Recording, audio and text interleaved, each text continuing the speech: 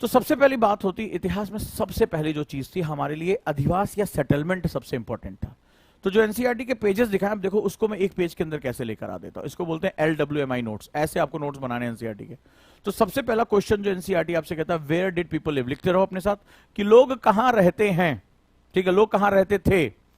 तो सबसे पहले हम जब मानव के रूप में हमारा विकास हुआ, तो लिखते जाओ। तो शुरुआत की दौर में हम घुमंतु थे, हम नोमैडिक थे, हम कहीं एक जगह नहीं रहते थे, क्योंकि हमारे पास खाद्य सुरक्षा यानी राइट यानी वहां हमारे साथ बहुत सी दिक्कतें आती रहती थी। तो पीपल ट्रेवल्ड, लोग यात्रा करते थे। लिखो,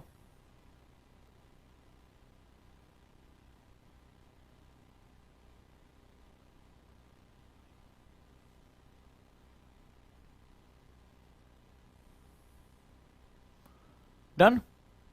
लोग यात्रा करते थे। सवाल है वो यात्रा क्यों करते थे, ये बहुत इंपॉर्टेंट है। यानी प्रारंभिक मानव का जो इतिहास रहा है वो किस रूप में रहा। लिखो, लोग यात्रा करते थे, क्यों। ये LWMI नोट्स होता है। LWMI नोट्स एक लिंक से दूसरे लिंक पर जाता है। अब वो जो 10 पेज एनसीईआरटी का है, मैं उसको एक पेज में कैसे कन्वर्ट करता हूं, इसको देखो, सीखो और इस तरह से कोशिश करो। क्लियर है। इन सर्च ऑफ फूड, यानी खाने की तलाश में, क्योंकि खाद्य सुरक्षा नहीं थी। ठीक है, खाद्य सुरक्षा लिखो, खाने की तलाश में। दूसरा, प्लेसेस टू लिव, अलग अलग, जैसे उनके पास अच्छे कपड़े नहीं थे। जैसे अभी भी बहुत से घुमंतु जनजातियां हैं, जब बहुत अधिक ठंड होती है तो कश्मीर में वो नीचे आ जाते हैं, बकरवाल, और जब गर्मियां होती हैं तो ऊपर की तरफ चले जाते हैं। तो वो क्या होता है, वो लगातार मूव करते रहते हैं, क्योंकि वो हमारी तरह उनके पास एयर कंडीशनर नहीं है, गर्म कपड़े नहीं है, हमारे पास हीटर जैसे होते हैं उनके पास नहीं है। तो जो नेचुरल एनवायरमेंट में रहते हैं वो एनवायरमेंट के साथ एडजस्ट हो सके, इसलिए वो अपनी जगह को बदल दिया करते थे। क्लियर है। प्लेसेस टू लिव लिखो, रहने योग्य स्थानों की खोज में। दूसरा, रहने योग्य स्थानों की खोज में। देखिए मैं कितने कम शब्दों का इस्तेमाल कर रहा हूं और मेरी पूरी बात भी हो गई। इसको बोलते हैं less word more information method, यानी LWMI। इसी तरह से आज भी एक गुरुकुल की बच्ची लेकर आई मेरे पास कॉपी, तो मैंने उसके पूरे पेज पे उसने नोट्स बनाए थे करंट अफेयर्स को, उसको मैंने मात्र 8 से 9 वर्ड में कन्वर्ट कर दिया। उसको बताया कि इतने लंबे लंबे वर्ड्स की हमें जरूरत नहीं होती है समझने के लिए। Next one, to escape natural calamities, बहुत सी जगह प्राकृतिक आपदाएं आती रहती हैं, तो वहां से बचने के लिए। लिखो, प्राकृतिक आपदाओं से बचने के लिए। अभी जैसे आप सिक्किम में आपने सुना होगा सुबह सुबह बहुत भयानक बादल फटे, और जलवायु परिवर्तन तो अब स्पष्ट रूप में आ चुका है। पूरा हिमाचल, पूरा उत्तराखंड और अब सिक्किम, नॉर्थ ईस्ट काफी हद तक बचा हुआ था, आज वहां बादल फटा। 81 से ज्यादा लोग जो है मिसिंग है, और बहुत बड़ी जो है तबाही हुई। इसमें सेना के कई जवान भी हैं, आप सभी ने आज ये पढ़ा होगा। तो ये जो है वो बहुत इंपॉर्टेंट सेगमेंट हुआ करता है, right. To escape natural calamities, यानी प्राकृतिक आपदाओं से बचने के लिए। नेक्स्ट, दूसरा, हमने जितनी भी सभ्यताएं शुरुआत में देखी, चाहे मेसोपोटामियन हो, चाहे वो इंडस सिंधु यानी सिंधु जो है, और सरस्वती सभ्यता हो, सभी मुख्यतः नदियों के किनारे रहे। तो नदियां जो थी वो हमारी सभ्यता का बड़ा इंपॉर्टेंट। लिखो, on the banks of river, यानी नदियों के किनारे। लोग कहां ज्यादा समय रहते थे, नदियों के किनारे।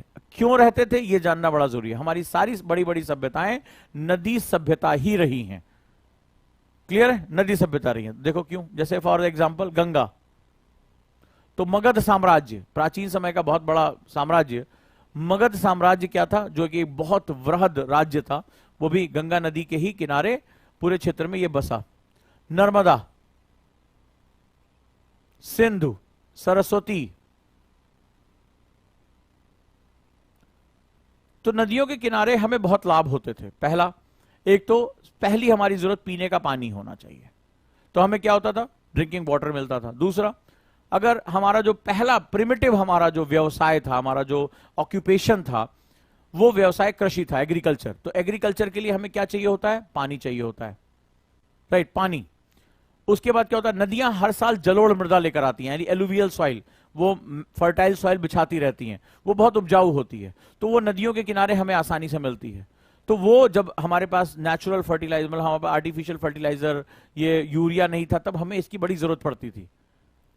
तो एग्रीकल्चर प्रोस्पेरिटी। इसके बाद आने जाने का जो उस समय हमारे पास ऐसे मोटरसाइकिल और ये सब तो चीजें थी नहीं, तो जो सबसे अच्छा मूवमेंट हो सकता था, सामान को ढोना, वस्तुओं को ले जाना, आवागमन करना, वो नदियों के माध्यम से होता था। तो परिवहन के लिए भी बहुत इंपॉर्टेंट हो जाता था, राइट। तो ये जो है नदियां इसलिए बहुत ही ज्यादा महत्वपूर्ण हमारे लिए हो जाती थी। और अगली सबसे महत्वपूर्ण बात, नदियों के माध्यम से हम बाउंड्रीज तब भी बनाते थे, अब भी बनाते हैं।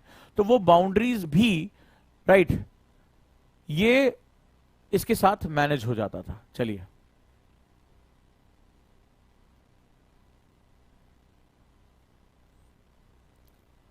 अगला, पहाड़ियों पर। तो मनुष्य कहां रहता था? एक तो वो घुमंतू था, दूसरा नदियों के किनारे उसने बसा, तीसरा वो पहाड़ियों पर जाकर बसा, हिल्स पर। लिखो, जैसे विंध्य जो कि मध्य भारत में है, गारो जो जनजातियां जाकर रही, तो विंध्य क्षेत्र में जो केंद्रीय भारत में है, गारो जो पूर्वोत्तर में, गारो, खासी, जयंतिया,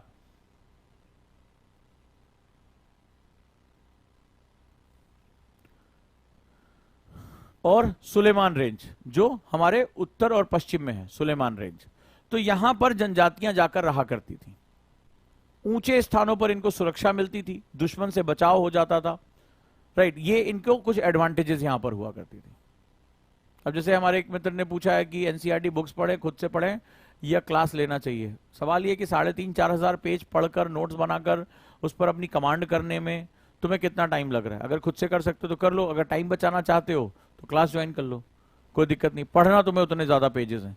तो जैसे मैंने इतना पढ़ के 10 पेज को 1 पेज में नोट्स बना दिया, तुम्हें कॉन्सेप्ट समझ में आ जाएगा कि इसका कॉन्सेप्ट क्या है। जैसे एक स्टूडेंट घबरा गया, बोला इसका विस्तृत नोट कैसे बना? अरे विस्तृत नहीं बनाना है, विस्तृत तो एनसीईआरटी ने करके दे दिया चाचा, 3,500-4,000 पन्ना दे दिया। अरे तुम्हारा काम है समराइज करना। पहली बात तो ये पता नहीं क्या जबरदस्ती का तुम लोगों का जो फंडामेंटल है, भगवान है मालिक है। विस्तृत नहीं, हमें समराइज करना है। 150 वर्ड में आंसर लिखना होता है, उसमें थोड़ा ना भभकना होता है, आज यार निकाल के खून कलेजा बाहर कर देंगे, ये सब नहीं चलता यूपीएससी में। 3,500-4,000 पेज तो एनसीईआरटी ऑलरेडी फैला है, अब इसको कितना विस्तार से लेकर जाओगे भाई? तुम 10 पेज को 20 पेज बनाओगे, पढ़ोगे कब? बुढ़ापे में। तुम्हें तो ये होना चाहिए कि मेरी दीवार पे चिपको, खटाखट मैंने इसको रिवाइज किया, आंसर मारा अंदर। तुम तो इतिहास की डिग्री लेके ही बैठ जाओगे। नेक्स्ट वन, हिस्ट्री हमें क्या बताता है? अबाउट पास्ट, हमें हमारे अतीत के बारे में बताता है। लिखो लिखो, इतिहास का ज्ञान हमें हमारे अतीत के बारे में महत्वपूर्ण जानकारियां देता है।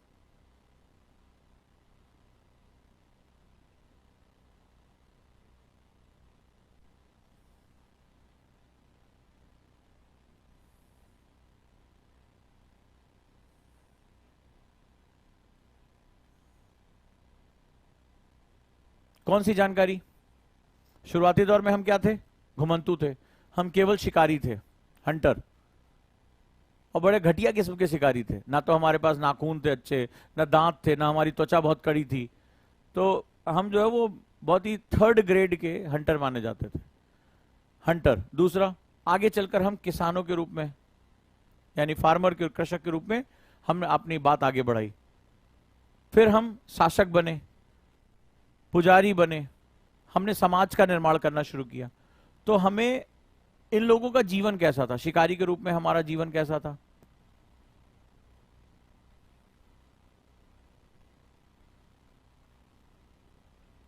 एक यार पता नहीं आज कहां कहां से ऐसे ऐसे स्टूडेंट आए। सीमा जी पूछ रहे सर आप ही बनाओगे क्या ऐसे नोट्स क्लास में, या हमें बनाने पड़ेंगे? ना जी, आप तो कह रहे हो एडमिशन ले लो, तो हम जाके आपकी जगह एग्जाम भी दे आएंगे। ठीक है, आप घर बैठो, आप घर बैठो और एग्जाम पास करके हम आपके नाम के साथ आईएएस लगवा देंगे, बिल्कुल टेंशन ही नहीं लेना है। बड़ी अजीब यार, गजब हालत है तुम लोगों की पढ़ाई वढ़ाई की।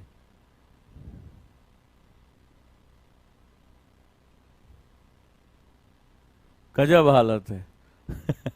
जब तुम्हारा शिक्षक अपने हाथ से लिख रहा है तो भैया तुम भी थोड़ा सा लिख लो।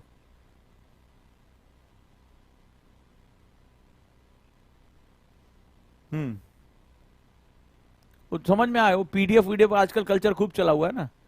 तो तुम्हें पता ही नहीं कि तुम्हारा न्यूरो साइंस क्या है, 15 मिनट से ज्यादा अगर तुम शांत होकर किसी चीज को देखते रहोगे तुम्हें नींद आने लगेगी, फिर उसी दिन उठना, नगाड़ा वगाड़ा बजा के, ए बेटी आईएएस का एग्जाम है, उठ जाओ, ठीक है, 6 महीना सो रही हो तो दिक्कत हो जाएगी। चलो दूसरा, हमें जानकारी मिलती है लोग क्या खाते हैं। एक तो लोग आजकल नोट्स की बड़ी चिंता पड़ी है, पीडीएफ ऐसा रखते हैं, पीडीएफ जैसे उसको पढ़ के कलेजा बाहर निकाल देंगे। अरे अगर पीडीएफ ही पढ़नी है www.ojang.com इसकी वेबसाइट पर चले जाओ, सारी एनसीईआरटी वहां पड़ी है। www.ojang.com एनसीईआरटी जाके पढ़ लो अगर पीडीएफ ही पढ़नी है। इसको थोड़ा थोड़ा बना लोगे तो थोड़ा क्या होगा, लिखते समय हमारी मसल्स मेमोरी डेवलप होती है और उससे हमारी याददाश्त बढ़ती है। ये आखिरी में ना, तुम्हें शायद किसी ने बताया नहीं होगा, हो सकता है तुम्हारे अपने किसी कॉलेज वाले के एग्जाम में फर्रा चिट्टा और किताबें अंदर जाती होंगी, यूपीएससी के एग्जाम में कुछ अंदर लेके नहीं जा सकते। कई बार तो ऐसा होता है कि शरीर खाली जाता है, आत्मा डर के मारे बाहर ही रह जाती है। ऐसा भी होता है यूपीएससी के एग्जाम में, बहुत लोगों को ऐसा अनुभूति हुई है कि शरीर गया, दिमाग सब बाहर रह जाता है डर के मारे। ठीक है, तो थोड़ा सा ध्यान से करना है।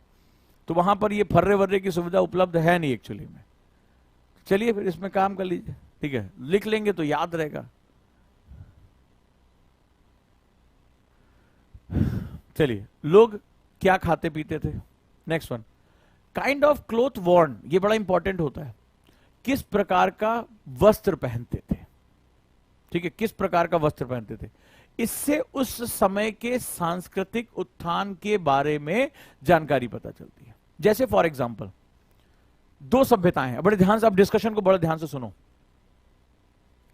कोई जो है वो जानवरों की छाल और ये सब पहन के घूम रहा है, और एक सभ्यता है जहां पर वो कपास से सूत निकालने की टेक्नोलॉजी जानते हैं और उस सूत से वुवन यानी बुने हुए कपड़े वो पहन रहे हैं, उसमें भी वो रंगों का प्रयोग कर रहे हैं, पच्चीकारी का प्रयोग कर रहे हैं। अब जरा इसका अंतर समझो, ये सभ्यताओं की यानी कल्चर के उत्थान का विषय होता है कि कल्चर कैसे आगे जा रहा है। फटलिया जीन्स के चक्कर मत पड़ो, ये भी आजकल का कल्चर है। पहले तो ये था, जैसे समय के साथ ये क्या होता है, एडॉप्टेबिलिटी आती है, आप किस रूप में पहन रहे हैं। जैसे पहले पुरुष कमर के ऊपर कुछ नहीं पहनते थे, केवल एक जो है अंगोछा या गमछा टाइप रखते थे, कमर के नीचे के हिस्से में वो वस्त्र पहने जाते थे, सर पर हमेशा पगड़ी रहती थी, या उस तरह से जो है वो मगध साम्राज्य में तुम देखोगे कि वो बंध बांधते थे। तो अगर एक सभ्यता ऐसी है जिसको वस्त्र का ज्ञान नहीं है, जो बुनने का ज्ञान नहीं जानता, जिसको रंगों का ज्ञान नहीं है, तो ये सभ्यताओं के विकास का क्रम होता है। बहुत ध्यान से इसको समझना।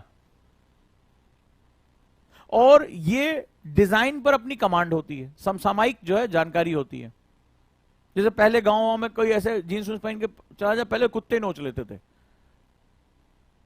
यह माना जाता बहुत गरीब आदमी है, इसको बेचारे को 2-4 कोई घर से पुराना कपड़ा उपड़ा लाके दे देता है, बाबू ऐसे मत पहनो, ठीक है बहनी ऐसे मत पहनो, बहुत फटा फटा सा अच्छा नहीं लग रहा है। नहीं होता गांव में कुछ लाके पुराना दे दिया, दे दो भाई बेचारे दे दो, अपनी पुरानी वाली पैंट दे दो, ठीक है, तो वो लाके दे देते। लेकिन अभी क्या है, अभी ये सुने बहुत महंगी मिलती है, मतलब जितनी ज्यादा फटी होगी उतनी ज्यादा महंगी मिलेगी। तो वक्त है, बदलता रहता है, ठीक है। नहीं, संस्कृत वाली बात नहीं है, बात है कि अभी ये चलन में है, और सुने कि इसको फाड़ने में बड़ा पैसा खर्च हो जाता है। तो जितनी फटी जीन्स होती है उतना ही ज्यादा so called this known as rugged jeans, ठीक है, किसी ने मुझे ज्ञान दिया, इसको रग्ड जीन्स कहते हैं, तो वो और ज्यादा महंगी होती है, ठीक है। फोटो लगाते समय मैंने सेंसरशिप का बड़ा ध्यान रखा, नहीं तो बहुत से लोगों का तो अंदर बाहर सब कुछ क्लियर ही रहता है, तो यहां पे थोड़ा सा इस चीजों को ध्यान रखने की जरूरत है। तो जो उस समय काल के बारे में वस्त्र हमें बहुत कुछ बताते हैं कि वो समय काल की परंपराएं क्या थी, उस समय काल की चीजें क्या थी, ये हमें बहुत कुछ बताता है, राइट। चलिए, इतिहास हमें और क्या चीज बताता है, हाउसेस पीपल लिव्ड इन, किस प्रकार के आवास में लोग रहते हैं, राइट। तो ये भी उस समय के कल्चरल सेगमेंट्स के बारे में, क्या लोगों को पकी ईंटों का नॉलेज है, घास फूस में रह रहे हैं, क्या उनकी सभ्यता विकसित नहीं है, या इसके पीछे कोई पर्पस है, ठीक है, क्या वो एक तल्ले से ज्यादा के मकान में रह रहे हैं, क्या उन्हें मल्टी स्टोरी बिल्डिंग्स को बनाना आता है। तो ये भी बताता है कि उस साम्राज्य में, उस संस्कृति में क्या इतनी एडवांसमेंट हो रखी है। तो हाउसेस पीपल लिव्ड इन, अपने कल्चरल सिस्टम को, अपने क्लाइमेटिक सिस्टम को कैसे अडॉप्ट करते हैं। हाउसेस का जो सबसे बड़ा इंपॉर्टेंस होता है वो क्लाइमेटिक सिस्टम यानी जलवायु तंत्र को अडॉप्ट करना होता है। जैसे मान लीजिए आप कश्मीर में गए और आपने क्या किया, बढ़िया चौड़ी सी छत बनवा ली और फ्लैट वाली, बोले यार सुबह सुबह उठ के जॉगिंग वॉगिंग करेंगे, एकदम टहलेंगे और चिनार के पेड़ देखेंगे। अब पता चला रात में गिरी बर्फ, खूब धुआंधार, पता चला आपकी छत और आप दोनों लोग नीचे आ गए, टपक गए, क्योंकि वो छत जो है वो लोड नहीं ले पाएगी। तो वहां किस चीज की जरूरत पड़ेगी, ढलवा छत की। तो ढलवा छत बताता है कि आपकी जो इंजीनियरिंग है, फर्स्ट इंजीनियर हमारा क्लाइमेट होता है, हमारी जलवायु होती है। तो आपने उस इंजीनियरिंग को समझा या नहीं समझा, ये बहुत इंपॉर्टेंट सेगमेंट होता है। तो जहां पर वर्षा ज्यादा हो रही है, जहां बर्फ ज्यादा गिर रही है, तो वहां पर हम ढलवा छत देखते हैं ताकि वो पानी या बर्फ वहां रुके नहीं। जब आप मैदानी इलाकों में जाते हैं तो आप देखते हैं कि मिट्टी की दीवारों को लेप बड़े होते थे, उसके ऊपर गोबर का लेप होता था। तो ऐसा नहीं कि हम पिछड़े थे, ये तो अंग्रेज थे जो बकलोल जाके कुछ छोटा मोटा लिख के चले आए, उनको भारत समझ में ही नहीं आता था। तो वो क्या था, वो ये है कि गर्मी बहुत है, तो अगर हम ईंटे की पकी दीवारों का प्रयोग करेंगे तो वो जो गर्मी है वो क्या होगा, सिलिका यानी बालू के साथ वो अडॉप्ट होकर अंदर आ जाएगी, घर अंदर से गर्म हो जाए, जैसे आज के हमारे घर हैं। लेकिन क्या हुआ, जो मिट्टी होती है और उसके ऊपर गोबर होता है, that is a natural insulator, वो बाहर के तापमान को अंदर नहीं आने देता है। क्या साइंस था, क्या साइंस था। बाद में अंग्रेजों ने कहा नहीं, तो गरीब लोग हैं, पिछड़े लोग हैं, गोबर के मकान में रह रहे हैं। अरे चचा, तुम उस चक्कर में, एक तो तुम हमारी बत्ती लगा के वैसे चले गए, तुम तो टेम्परेट में रहते हो, तुम्हारे यहाँ ठंड ज्यादा पड़ती है। अबे भैया, हमारे यहाँ हम उष्ण कटिबंध के लोग हैं, ट्रॉपिकल, हमारे यहाँ ट्रॉपिक ऑफ कैंसर हमारे देश के बीचों बीच से गुजरता है। ये बाबा, हमारे यहाँ 300 दिन तो गर्मी पड़ती है यार कुल मिला के, और एसी चलाना पड़ रहा है आज की डेट में ग्लोबल वार्मिंग में। देखो उधर आज की खबर आई है, वो ग्रीनलैंड के ऊपर की ग्लेशियर पिघलनी शुरू हो गई है, बचेगा कुछ नहीं, ठीक है। वो अंटार्कटिका की भी ग्लेशियर पिघल रही। तो भैया ये सारी गर्मी जो है, एसी के बाहर का हमें ठंड मिल रही, पीछे तो गर्म हो रहा है मामला। तो हमें फंसा के चले गए, हमारा सीमेंट का घर बनवा दिया, गुप्पा टाइप का, शीशे का घर बनवा दिया। तो क्लाइमेटिक सिस्टम, हाउसेस जो होते हैं कल्चरल डेवलपमेंट का एक बड़ा इंपॉर्टेंट पार्ट होते हैं। अगर वो घास फूस का है तो पिछड़ा हुआ नहीं है, खपरेल का तो पिछड़ा हुआ नहीं है, वो इको फ्रेंडली सिस्टम है। अब जोहो अरबों रुपए की कंपनी है, अरबों डॉलर उसका वैल्यूएशन है। जोहो के मालिक एकदम जीरो एनर्जी मकान में रहते हैं, न्यूट्रल है, एनर्जी न्यूट्रल है, वो प्राकृतिक आवास में रहते हैं, गोबर है, वो मीटिंग भी वहीं करते हैं, पूरा मकान मिट्टी का बना हुआ है, घास फूस का बना हुआ है, अरबों डॉलर कंपनी के मालिक हैं। पढ़ना कभी। तो इसका मतलब ये थोड़े ना पिछड़े हुए हैं, साइकिल से चलते हैं, गांव में रहते हैं, अरबों डॉलर की कंपनी, वहीं शांति से अपना दिमाग लगाते रहते हैं, काम होता रहता है उनका। Right, next. And games they played, किस तरह के खेल वो खेलते थे। आ जाओ नेक्स्ट।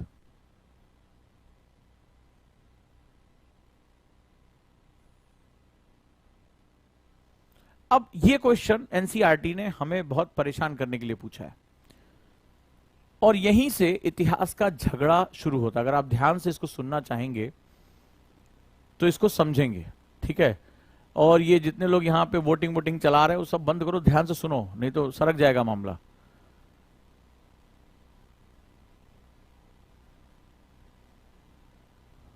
वो देखो शिखा पूछ रही, कोई मेरी हेल्प करो वरना हमारी शादी करा देंगे मेरे पेरेंट्स। लो, सोशल मीडिया पे क्या हेल्प करेंगे तुम्हारी इनसे इनकी तो हो नहीं रही है, तुम्हारी वो हेल्प कैसे करेंगे, पहले ये सोचो। इंसान को अपनी मदद खुद करनी पड़ती है और उसके लिए उसको रास्ता निकालना पड़ता है। मेरा एक नियम याद रखना कि मदद मांगोगे मदद नहीं मिलेगी, मदद दोगे तो मदद खुद तक आएगी। अगर बात समझ में आ गई हो तो अच्छा है, ठीक है। क्योंकि अगर ये सोशल मीडिया पे मदद कर ही पाते, मैं आधे पूछ रहे हैं नई वाली पढ़े पुरानी वाली, बाल डाई करने की उम्र में ये डिसाइड नहीं हो पाया कि नई वाली पढ़े या पुरानी वाली, खरीदिए दोनों लाएंगे, पढ़ेंगे दोनों नहीं, न इनसे नहीं पढ़ी जाने वाली है ना पुरानी। आधे पूछ रहे हैं इसमें नोट्स बनाए कि ना बनाए, आप जो लिखवा रहे हैं उसका पीडीएफ देंगे, हम भी लिखें। तो अभी तो डिस्कशन ही चल रहा है, इनसे क्या मदद मांगोगे, ठीक है। बाल मन है, पवित्र मन है इनका, ये तो जीवन जीने के लिए आए हैं यहाँ पे, एंजॉय है इनका।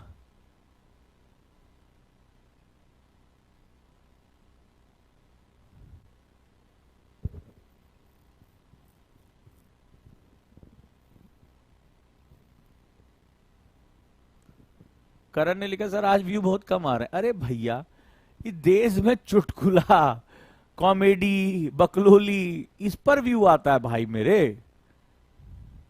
जिस देश में आपके आइडल्स अलग हो, शिक्षा विक्षा के चैनल पे कहां व्यूज आता है। सीरियस बात आपने कर दी, लड़का बोर हो गया, असली बात मत करो, उसको कहानी सुनाओ, उसको बताओ कि जोश में जा, डीएम बांध का घप से बैठ जाओ कार में, कार तुम्हारी, आंख बंद करके सपना देखो कार अंदर से उतर आएगी आईएएस वाली। तो ये जो सेगमेंट है, इस सोशल मीडिया पे तुम जितना बकैती कर सकते हो अच्छे व्यू मिलेंगे। सीरियस बात आपने की, टू द पॉइंट बात की, मामला खराब हो जाएगा। ठीक है, चलिए आगे बढ़िए। वन पास्ट और मेनी, बहुत ही टफ क्वेश्चन है ये, कि इस क्वेश्चन का मतलब समझो कि हमारा एक ही अतीत है या कई अतीत है। अब इसका क्या मतलब हुआ, लिखो, हमारा एक ही अतीत है या कई अतीत है। तो यही मैंने डिस्कशन किया था, कुछ तो गड़बड़ है दया, कुछ तो गड़बड़ है। मतलब अंग्रेजों ने कहा कि आर्य बाहर से आए, द्रविड़ियों को मारा पीटा और निपटा दिया। हमने पूछा अगर भाई द्रविड़ सभ्यता इतनी बड़ी सभ्यता थी, तो जब युद्ध हुआ होगा तो मास ग्रेव्स हुई होंगी, कत्लो आगारत हुई होगी, तो मास ग्रेव्स कहां है, दिखाओ तो कहां है वो।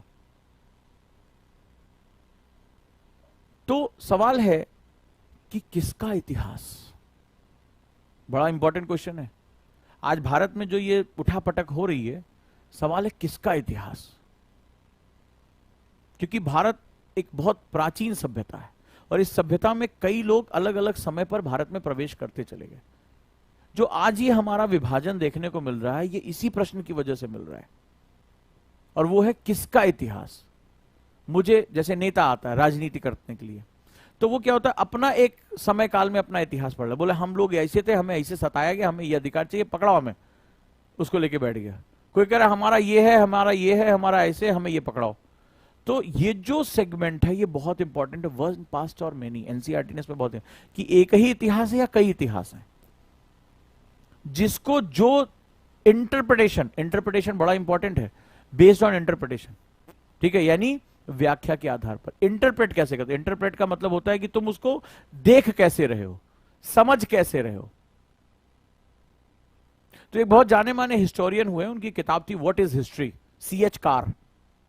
सीएच कार अपनी किताब के पहले ही पन्ने पे लिखते हैं, बड़ी खूबसूरत बात लिखते हैं कि एक जो हिस्टोरियन होता है, इतिहासकार होता है, ठीक है। अब चूंकि बड़ी गंभीर डिबेट हो रही है, तो जो हल्के मन वाले हैं, जो कॉमेडी ढूंढने के लिए यहां आए थे, वो अब रुखसत हो लें, बहुत देर यहां रुक चुके, वो रुखसत हो लें, घर जाएं, आराम करें, विचार करें, नई पढ़ें, पुरानी पढ़ें, आज पढ़ें, कल पढ़ें, बुढ़ापे में पढ़ें, जवानी में पढ़ें, इस तरह के चीजों को जो है वो आप बात करिए। अब बहुत गंभीर बात कर रहा हूं, सीएच कार का स्टेटमेंट है, one of the best book मानी जाती है, इनकी किताब का टाइटल ही है व्हाट इज हिस्ट्री। तो उन्होंने बताया कि दुनिया भर में किस तरह से इतिहास का प्रयोग करके बड़े बड़े युद्धों की रचना की गई है, बड़ी बड़ी हत्याएं हुई हैं, राइट। तो उन्होंने कहा कि इंटरप्रिटेशन, उन्होंने एक लाइन बोली, बड़ी खूबसूरत सी लाइन है, उन्होंने कहा इतिहासकार, हिस्टोरियन एक फिशरमैन की तरह होता है, मछली मारने वाले की तरह होता है। वो बाजार से मछली लेकर आता है या तालाब से मछली लेकर आता है, और मछली की कई डिश वो तैयार कर सकता है based on their choice, mood, क्या खाने का, तरी वाला खाने का मन है, या जो है वो भुना हुआ खाने का मन है, या तंदूरी खाने का मन है, उसको जैसा मन है। यानी हिस्ट्री के जो फैक्ट्स होते हैं वो उस फिश की तरह है, लेकिन हिस्टोरियन उसको अलग अलग डिश के रूप में पका सकता है। ये बड़ी गहरी बात कही गई है। यानी भारत का इतिहास लिखने वाले जो लोग थे, चाहे वो अंग्रेज रहे हो या अंग्रेजों के चाटुकार दरबारी हिस्टोरियन रहे हो, जिन्होंने भारत राष्ट्र की परिकल्पना को ही इनकार कर दिया था, भारत की संपूर्ण संस्कृति को उन्होंने काल्पनिक बता दिया था, वो सारी चीजें इस पर डिपेंड करती हैं कि तुम भारत का इतिहास कैसा रखना चाहते हो, कैसा दिखा, कौन सी डिश तैयार करना चाहते हो। तो चूंकि अंग्रेज एक प्रभावशाली ताकत के रूप में है और धीरे धीरे उन्होंने हमारा पूरा एक संपूर्ण पतन किया, हमारी एजुकेशन पॉलिसी को खत्म किया, और उससे पहले भी हमने बहुत ज्यादा रेजिस्टेंस देखे। तो इस कंडीशन में राइट यहां इंटरप्रिटेशन बहुत इंपॉर्टेंट वर्ड हो जाता है। तो उन्होंने अपने तरीके से रखा, उन्होंने बताया कि भारतीयों का तो सब कल्पना है, इनका तो कोई प्रमाण उमाड़ ही नहीं है। कल जैसे मैंने डिस्कशन किया था कि वो न्यूटोनियन फिजिक्स वाले लोग थे, उनके यहां न्यूटन का फिजिक्स चलता था, और भारतीय जो है उन्हें भौतिकता से बहुत आगे निकल गए थे, वो क्वांटम लेवल पे पहुंच गए थे। तो क्वांटम लेवल वाले को न्यूटोनियन लेवल वाला कभी एक्सप्लेन ही नहीं कर सकता, क्योंकि न्यूटन, मैंने आपको साइंस कल बताया हिस्ट्री में, कल की अगर क्लास आपको समझ में आई होगी तो आपको बहुत से क्वेश्चन आपके दिमाग में राइज कर गए होंगे। तो वो कहते हैं कि प्रकाश is equal to mc square, प्रकाश की गति से ऊपर कुछ है ही नहीं है, और हम इसके बियॉन्ड कुछ बात कर रहे हैं। तो उन्होंने हमारे हिस्ट्री को डिस्टॉर्ट कर दिया, और आगे चलकर उन्होंने एक ऐसी संस्थाएं तैयार की, ऐसे लोग तैयार किए जो उन्हीं की परंपरा में लिखते रहे, उन्हीं की किताबों से कॉपी करके रेफरेंस लेके, और धड़ाधड़ भारत को बताए, भारत को भी राष्ट्र ही नहीं, भारत में राष्ट्रीयता की कोई बात ही नहीं। तो आचार्य चाणक्य पता नहीं क्या कौन सी अखंड भारत की बात करके चले गए थे, बेचारे पूरा अखंड भारत बना भी डाले, और इनको समझ में आता है कि भारत का भी राष्ट्र था ही नहीं। बताओ इन बकलोलों को समझाए कौन? और इन्होंने इस झूठ को इतनी बार बोला, इतनी जगह बोला कि हम भारतीयों को विश्वास होने लगा। अरे तो कम से कम आचार्य चाणक्य ने क्या किया, ये कहानी बचपन है, हर किसी को पता है। सबसे पहले उन्होंने भारतवर्ष को कहा कि भारतवर्ष को ताकतवर होने के लिए भारत को अखंड होना जरूरी पड़ेगा। अच्छा, तो ये राष्ट्र की परिकल्पना नहीं थी, ये भारत शब्द की परिकल्पना नहीं थी, तो था क्या ये बकलोल उल्टी सीधी बातें लिखते हैं कुछ भी। तो क्या है history of the base of interpretation. जैसे मैं इंटरप्रेट कर रहा हूं, हनुमान चालीसा पढ़ते हैं, रोज बताया गया, उठ रहे हैं, पढ़ रहे हैं, गोस्वामी तुलसीदास जी का समय अकबर के समकालीन था, तब तक तो हमारे पश्चिम में रिनासा विनासा अंगड़ाई ले रहा था। तो कैसे गोस्वामी तुलसीदास जी ने, आपने भी पढ़ा होगा, आज जाके कैलकुलेशन करो, पृथ्वी और सूर्य के बीच की दूरी, आज हम एस्ट्रोनॉमिकल यूनियन से जो है यूनिट से हम नापते हैं कि प्रकाश द्वारा एक वर्ष में चली गई दूरी प्रकाश वर्ष कहलाती। जरा छोटी सी बात कर, युग सहस्त्र जोजन पर भानु, लील्यो ताहि मधुर फल जानू। मैं प्रूव करके दे रहा हूं, युग सहस्त्र जोजन पर भानु, भानु यानी सूर्य, तो पृथ्वी से युग सहस्त्र जोजन, तो जो आप विकिपीडिया जाके युग का मतलब 12,000 वर्ष दिया, 1,20,000 होता है। सहस्त्र 1,000, 1,20,000 को 1,000 से मल्टीप्लाई करो, फिर योजन 8 माइल्स, उसको कैलकुलेट करो, किलोमीटर में निकालो उसको, तो 1,20,000 गुणे 1,000 गुणे 8 माइल्स, उसको किलोमीटर में कन्वर्ट करो और देखो कि कितना आ रहा है। चाहो तुम अभी कैलकुलेटर करो, अपने फोन से उठाओ और कैलकुलेट करके दिखाओ कितनी बार तुमने हनुमान चालीसा पढ़ी होगी। युग सहस्त्र जोजन पर भानु, लील्यो ताहि मधुर फल जानू, कि हनुमान जी सूर्य को देखते हुए उड़ गए पृथ्वी से। लेकिन उन्होंने ये नहीं बताया, उन्होंने ये भी बताया कि कितनी दूर वो सूर्य था। युग सहस्त्र, युग हम काल को देखते हैं, तो प्रकाश एक वर्ष में कितनी दूरी तय कर रहा है उसको हम प्रकाश वर्ष कहते हैं। तो वो यार वो लाइट ईयर है, तो ठीक है, यानी हम लाइट को भी डिस्टेंस के रूप में हम प्रस्तुत कर रहे हैं। तो युग टाइम 1,20,000, सहस्त्र जोजन पर भानु, यानी सूर्य इतनी दूर है, उनको कैसे पता चला? देखो ध्रुव ने निकाल दिया, और जरा के इंटरनेट पे चेक करो कि सूर्य और पृथ्वी के बीच की दूरी कितनी है।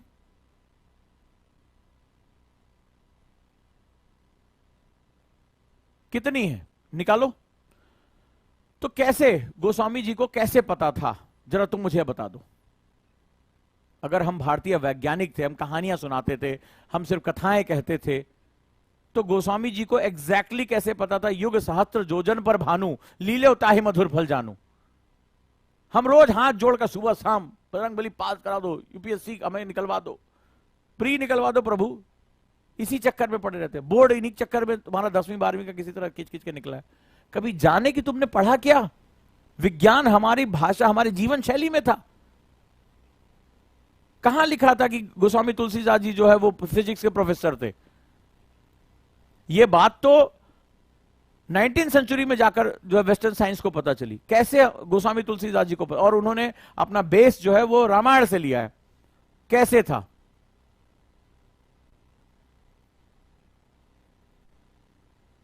आप मुझे बताओ, क्या ये कैलकुलेशन सही है?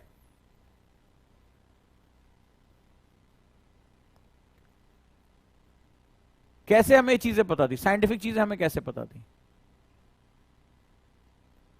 तो इसका सीधा सा मतलब है, ये जो हमारा अतीत जब तक हम नहीं जानेंगे तब तक एक राष्ट्र के रूप में हम नहीं जाएंगे। और जब राष्ट्र विखंडित हो जाता है, अबे नौकरी करोगे किसके यहां जब राष्ट्र ही नहीं रहेगी? तो नौकरी करोगे किसके यहां जब राष्ट्र ही पीछे रह जाएगा? तो अफ्रीका के देश देखो, उनके तो जीवन का एक ही मकसद है, खाने के लिए मिल जाए। वो पूरी लाइफ नहीं जी पा रहे हैं अपनी। और अमेरिकन और ब्रिटिश लोग जो हैं, एक हफ्ते में इतना खाना फेंक देते हैं, उनके फ्रिज में खराब हो जाता है, जितना अफ्रीका के 30 देशों को खाने के लिए उपलब्ध नहीं है। सोच के देखो disparity.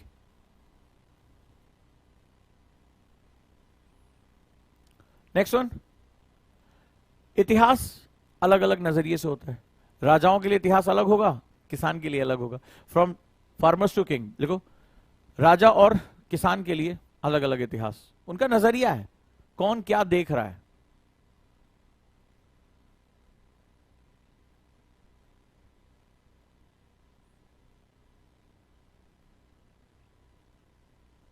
From merchants to craft person, व्यापारी से शिल्पी तक, व्यापारी से शिल्पी तक, इन सभी के लिए इतिहास एक अलग अलग रूप में हमारे सामने आता है। राइट दोस्तों? अब सवाल है, इतिहास की फाइंडिंग्स यानी इतिहास के साक्ष्य ढूंढे कैसे जाते हैं? फॉर एग्जाम्पल, जैसे मैंने इतिहास की साजिशों की क्लास में शुरुआत की, और वो शुरुआत ये थी कि हमारी सभ्यता का जो वास्तविक नाम था वो सिंधु सरस्वती सभ्यता थी। और मैंने आपको लॉजिकल बताया था कि पूरी जो सभ्यता का विस्तार क्षेत्र था, और अभी तो और भी मिलेगा, वो 10 लाख स्क्वायर किलोमीटर है। राइट, 10 लाख स्क्वायर किलोमीटर था। उसमें 70% जो क्षेत्र था वो सरस्वती नदी के किनारे था, जिसको इंडो ब्रह्म भी कहा गया है, और 25% सिंधु नदी के किनारे था। तो उन्होंने ऐसा क्या, उन्होंने कौन सी मैथमेटिक्स है कि 75% जिस सभ्यता के किनारे उसका नाम गायब कर दिया। हर किताब में लिखा होता है इंडस वैली सिविलाइजेशन, IVC, सिंधु घाटी सभ्यता। ए भैया, 75% सरस्वती नदी के किनारे, तो वो कहां गई तुम्हारी? तुम्हें क्यों शर्म आ रही है उसका नाम लेने में? और तुमने क्या गायब कर दिया? और जो नदी पहाड़ों के बीच से दर्रा काटते गुजर रही है, जिसके पास प्लेन कम है, उसके आधार पर तुमने सभ्यता का नाम रख दिया। वाह, वंडरफुल। तो जो इतिहास लिखा जाता है, सबसे पहले साक्ष्य ढूंढता कौन? आर्कियोलॉजिस्ट। और शुरुआत में कौन कौन आर्कियोलॉजिस्ट थे? मैक्स बुलर, मर्टिबल व्हीलर, ठीक है, ये जेम्स, बड़े बड़े आर्कियोलॉजिस्ट थे। मर्टिबल व्हीलर से जब पूछा गया, जब मैक्स मुलर ने बताया कि भाई आर्य बाहर से आए और ये यूरोप से आए, सभ्यता वभ्यता उन्नत थी, यहाँ के द्रविड़ियन लोगों को मारा वारा भगा के किनारे कर दिया, उन्हीं को दास बना लिया। ये गोरे लोग थे, श्वेत वर्णी थे, वो काले लोग थे, ये इनको गोरा काला ही समझ में आता है विदेशियों को। सुनना, तो उनसे पूछा गया कि भाई जब लड़ाई वड़ाई हुई होगी तो हत्याएं भी हुई होंगी, लड़ाई में मृत्यु होती है, तभी तो एक सभ्यता दूसरे के ऊपर कब्जा कर लेती है। तुम कह रहे थे कि हड़प्पा वाले शहरी थे, वैदिक वाले ग्रामीण, अभी भी किसी भी किताब में उठा के देख लो, NCERT में लिखा है, कहीं भी ल्यूसेंट फ्यूसेंट कुछ भी उठा लो, उसमें लिखा होगा वैदिक सभ्यता, ग्रामीण सभ्यता, पहला ही वर्ड यही होता है। और हड़प्पन सभ्यता जो थी वो शहरी सभ्यता, अर्बन कल्चर है, तुमने पढ़ा होगा। एक ग्रामीण सभ्यता आती है और एक एडवांस शहरी सभ्यता में उसके ऊपर कब्जा कर लेती है, लड़ाई होती है, लेकिन मरता कोई नहीं है भाई। क्यों? क्योंकि जब मरेगा तो मास ग्रेव्स मिलेगी, कब्रें मिलेंगी, कंकालों के ऊपर चोट के निशान मिलेंगे। तो बोले तुम कह रहे थे ना वो बाहर से आए हैं, ये दोनों सभ्यता एक दूसरे की विरोधी हैं। बोले हाँ। तो बोलता मास ग्रेव्स कहां है? तो आर्कियोलॉजी क्या करता है? वो एविडेंस ढूंढता है। वो नहीं होता खुदाई उदाई करते हुए कुछ निकलता उकलता रहता है। तो तुम्हें पता है भारत का इतिहास जो ये इतना गड़बड़ इतिहास लिखा है, उसको जब कुछ नहीं मिला तो 2 कंकाल मिले उसको, खाली 2 स्केल्टन मिले, और उस 2 स्केल्टन पे चोट के कुछ निशान थे, हड्डी के ऊपर जो है रिब्स के ऊपर चोट के निशान थे। उसने पूरा इतिहास लिख दिया भारत का कि यहां पर संघर्ष के निशान पाए गए, द एविडेंस ऑफ स्ट्रगल। बाद में भी आधुनिक समय में उसकी दोबारा कार्बन डेटिंग हुई हो, तुम्हारा जो है उसको स्कैन किया गया, पता चला कि वो उनके जीवन काल में, जैसे किसी इंसान को चोट लग गई, हड्डी वड्डी में चोट लगी, उसके बाद भी वर्षों तक जीवित रहे, वो संघर्ष के निशान नहीं थे। हमारा इतिहास ऐसे लिखा गया है, हमारा इतिहास ऐसे लिखा गया। 2 कंकाल मिल गए जो आपस में लड़के नहीं मरे थे, उनके बेस पे सिद्ध कर दिया गया कि आर्य बाहर से आए थे, ये उनकी सभ्यता थी, उनकी उच्च भाषा थी जो हम भारतीयों ने सीखी। Very good. Next one, from record of victorious in battle. दूसरा होता है कि इतिहास वही लिखता है जो जीतता है। अंग्रेजों ने बिल्कुल वही बात कही। इतिहास किसका? विजेता का। तो हमारे ऊपर उन्होंने कब्जा कर लिया, हमारी हिस्ट्री की बुक चेंज कर दी, हमारे लोगों को नौकरी देने के नाम पे, नौकरी का ये उन्हीं का कॉन्सेप्ट है। हमारे कोई नौकरी वोकरी थोड़ा नहीं करता था, हमारे सब स्किल्ड थे, अपना काम करके फिट रहेंगे, मस्त रहेंगे। From record of victorious in battle, तो जो जीत गया है वो अपना इतिहास लिखता था। तो अंग्रेजों ने पूरा कब्जा वब्जा करके सबसे पहले इन्होंने बनाया archaeological survey of India, ASI, भारतीय पुरातत्व जो विभाग है, तो उसमें एविडेंस इन्होंने रखे। लेकिन इन्होंने वही रखा जो विजेता चाहता था कि इतना ही होना चाहिए। सीमा कुमार, अगर इंडियन हिस्ट्री में प्रॉब्लम है तो न्यू NCERT बुक्स क्यों नहीं बना रही गवर्नमेंट? क्या नहीं बना रही है? न्यू एजुकेशन पॉलिसी में आ रही है। तुम ये बताओ देश में सबसे ज्यादा किस पे बवाल होता है? हिस्ट्री, NCERT हिस्ट्री बवाल होता है। जो गवर्नमेंट आती है उसको अपने हिसाब से चेंज कर देती है। बवाल इसी पे तो है।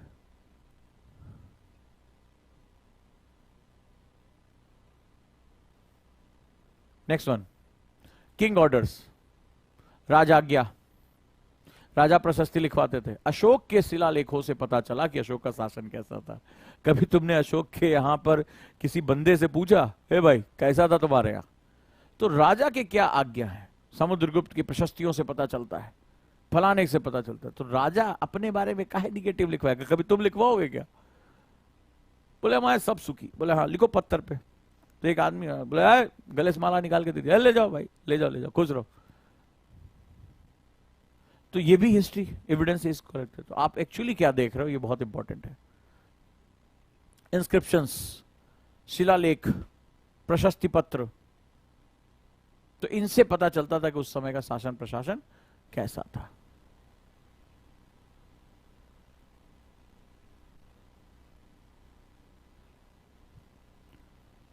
अब जैसे कुछ लोग परेशान है कि हम अपना इतिहास क्यों नहीं लिख सकते। तुमने लोगों ने इतिहास की साजिशें वाली किताब वो पढ़ी नहीं, क्लास वो पढ़ लेते तुम्हें सब कुछ पता है। उसमें मैंने एक लाइन बोली थी कि इन्होंने जब आर्कियोलॉजिकल सर्वे ऑफ इंडिया, सबसे पहले इन्होंने क्या किया, इन्होंने हमारे सारे जो बुक्स टेक्स्ट थे उनको चुराया और चुरा के अपने यहां लेकर चले गए। हमें सिखा दी अंग्रेजी कि तुम इंग्लिश पढ़ो, तुम पढ़ो राजा रानी के क्या फायदे हैं, ब्रिटिश शासन के भारत में फायदे, वो हमें वो पढ़ाने लगे। हमें बताया कि देखो when you talk in English, when you can walk in English, when you can wear these kind of clothes, you will be modern. One who is western that is modern. हमें ये सिखाया। तो हम गर्मी के मौसम में भी ना टाई वाई गले में लगा के पहली बार ऐसा निकल के घूमते रहते थे, टाई वाई गले में टांग के। अंग्रेजी बोलने का तो हमें ऐसा चस्का लगा पड़ा है कि हम कहां तक अंग्रेजी बोल जाए हमें खुद ही नहीं पता। अंग्रेज फेल, आई मेक अंग्रेज फेल इन अंग्रेजी। तो देयर लॉट फोबिया है, मुंह टेढ़ा करके बात करनी है। देखो कितना गर्व महसूस होता है। ओ माय गॉड, मेरा तो हिंदी बहुत वीक है, मेरे से तो लिखा। अब मैं कितनी कॉपियां चेक कर रहा हूं, सर पटक ले रहा हूं। अबे भैया यूपी बिहार का बच्चा हिंदी में वर्तनी की गलती कर रहा है, उसको छोटा ही बड़ा ही नहीं पता। भाई मेरे पास अभी मैं आया, एक ने लेटर लिखा कि मुझे ये और सुविधा चाहिए। मैंने उसके लेटर में पहले 25 के गोले मारे कि भाई तू लेटर तो सही लिख ले, IAS की तैयारी कर रहा है। और लगभग अगर 10 कॉपी चेक कर रहा हूं तो 10 में से 9 कॉपी में वर्तनी की मिस्टेक है। कहां छोटी की मात्रा लगनी, कहां बड़ी की मात्रा लगनी है। अंग्रेजी में वीक है, वो कहते हैं सर मेरा अंग्रेजी बहुत वीक। अरे तो हिंदी तो ठीक कर लो मेरे भाई, तुम्हारी हिंदी कौन सी स्ट्रांग पड़ी है कि तुम जो है वो रामधारी सिंह दिनकर की दूसरी कविता का जो है रचना करोगे? ये हालत है। पढ़ के सुना दूंगा, उसमें इतनी गलतियां हैं, यही नहीं समझ में आता कि हाँ बड़ी क्या होगी, छोटी क्या होगी, छोटा ऊ लगेगा, बड़ा ऊ लगेगा, षटकोण वाला सा और बड़ा सा और छोटा सा में अंतर ही नहीं पता, षटकोण सा होता क्या है इनको तो पता ही नहीं जरा। तो हम बड़े फ्यूजन से गुजर रहे हैं यार, ये स्थिति है। हंस रहे हो जो ये दांत चियार रहे हो यहां पे बैठ के ना, तुम अभी खुद लिख के दोगे तो तुम्हारे में भी यही निकलेगा। तो पूरब को लिखते पूरब, छोटा हो की मात्रा पूरब हो गया इनका, ठीक है। इनकी ऊर्जा में जा के ऊपर रा नहीं लगता है, ऊ र जा लगता है इनसे, इनसे आधा रा और पूरे रा में इनका जो पुर्र हो जाता है, बड़ी दिक्कत है इनके साथ। तो ये जो है ये बड़ा एक फ्यूजन सेगमेंट हमारे साथ, ये उसी समय से शुरू हो गया था, 1835 से शुरू हो गया था। हिस्ट्री में तुम्हें ये चीज समझ में आएगी। तो जब हमारा कुछ नहीं है तो हम खोजेंगे क्या अपने बारे में? अरे प्रश्न तो वो पूछता है जो जागरूक होता है, हम तो सोए हुए हैं। हमें हमारी हिस्ट्री के बारे में क्या पता? हमें बताया कि वो महान है, हमने कहा महान है। बोला one who is western that is modern. बोले हाँ, जो गांव में आदमी कमोड लगा के घूम रहा भाई, वो अंग्रेज अपने यहां रिसर्च पेपर दे रहे हैं कि हाउ टू पू प्रॉपरली, लर्न फ्रॉम इंडियंस, कैसे पॉटी करें ये इंडियन से सीखे। ये रिसर्च पेपर आया हुआ है भाई, कि वो वैज्ञानिक थे, भारतीय वैज्ञानिक है, ये ब्रिटेन वाले अपने यहां बता रहे हैं। तुम मजाक समझ रहे हो? तो ये चीजें बड़ी खतरनाक है हमारे लिए। तो जब हमें पता ही नहीं है कि हमें पूछना क्या है, तो हम पूछेंगे क्यों? अब एविडेंस कौन ले गया? तुमने देखा होगा उनके यहां एक लंदन म्यूजियम है, तो अभी ना बगनखा हमारा कुछ दिन के लिए वापस आ रहा है, जिसमें शिवाजी ने जो मारा था दुश्मन को, राइट। तो ये बड़ा इंपॉर्टेंट सेगमेंट जो है हमारे पास रहता है। तो वो सब कुछ हमारा चुरा ले गए, तो तुम इतिहास लिखोगे कैसे? और जो बच्चा कुछ ज्यादा तोड़ फाड़ के किनारे कर दिया, तुम्हें फंसा दिया। तो इतिहास लिखने के लिए एविडेंस भी तो चाहिए। तो जैसे उन्होंने हमारे साथ किया वही हमें करना पड़ेगा। उन्होंने एक कहानी बनाई और कहानी को इतने तरीके से बोला, इतनी जगह बोला कि हमें वो कहानियां सच लगने लगी, और हमारे जो साक्ष्य थे वो गायब हो गए। हमें लॉजिकल क्वेश्चन पूछने होंगे, और अब पूछ रहे हैं लोग, ऐसा नहीं है तुम मत सोचना कि बदलेगा नहीं, समय लगता है लेकिन बदल रहा है। लोग रिसर्च कर रहे हैं सोशल मीडिया के थ्रू। जब एक गवर्नमेंट इंस्टीट्यूशन के साथ नहीं जा पा रहे हैं तो सोशल मीडिया के थ्रू घुस रहे हैं, राइट। तो चलिए मिलते हैं और क्लास को और थोड़ा आगे बढ़ाते हैं। जुड़े रहिए एनसीईआरटी आंदोलन में। उम्मीद करता हूं कि आप लोगों को इसमें चीजें समझ में आ रही होंगी, अच्छे से पढ़ाई भी कर रहे होंगे। तो जो लोग अब जुड़ना चाहते हैं, दिए गए जो नंबर है उस पर कॉल कर सकते हैं। जुड़िए, आगे बढ़िए और इस कक्षा को लेकर और आगे बढ़ते हैं, और पीवी सर के साथ एनसीईआरटी ज्योग्राफी में आप एंजॉय करिए। Thank you so much. और इस तरह से नोट्स बनाइए, छोटे छोटे पॉइंट्स में सारी चीजें क्लियर हो जानी चाहिए। मजा आया तो और भी नई नई चीजें हम समझते जाएंगे।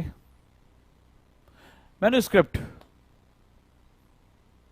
जो दरबारी कवि या जो लिखवाए जाते थे वो चीजें उसके मैन्युस्क्रिप्ट होती हैं।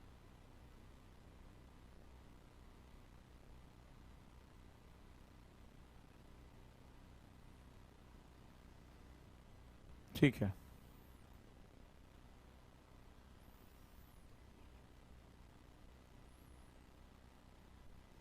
किसी ने बोला हमारा कोहिनूर हीरा कब आएगा?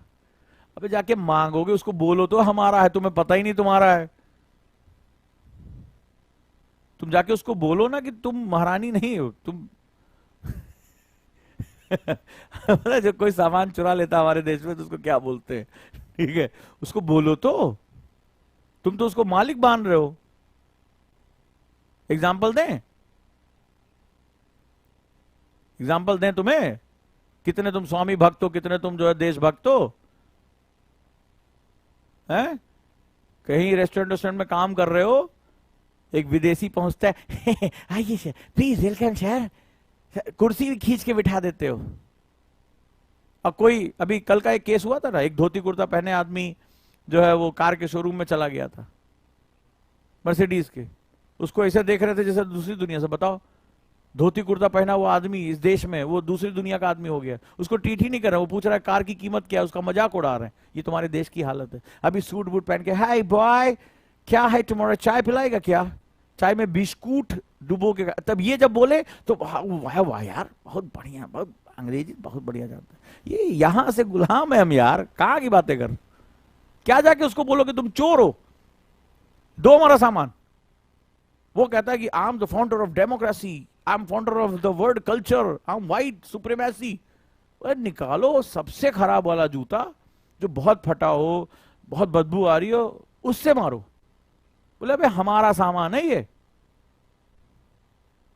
हमारा, तुम सभ्यता हमारा इतिहास चुरा के लेके गए हो, सामान नहीं है। हमें लगता है कि भारतीयों के सामान चुरा, अबे तुम्हारा इतिहास चुरा के लेके चले गए। और इतिहास क्या होता है, इतिहास जड़ होती है हमारी, हमारे रूट्स हैं वो। और जड़ बिना क्या होगा, पतंग से, डोर से तोड़ दो उसको, पतंग गायब, खत्म हो जाती है।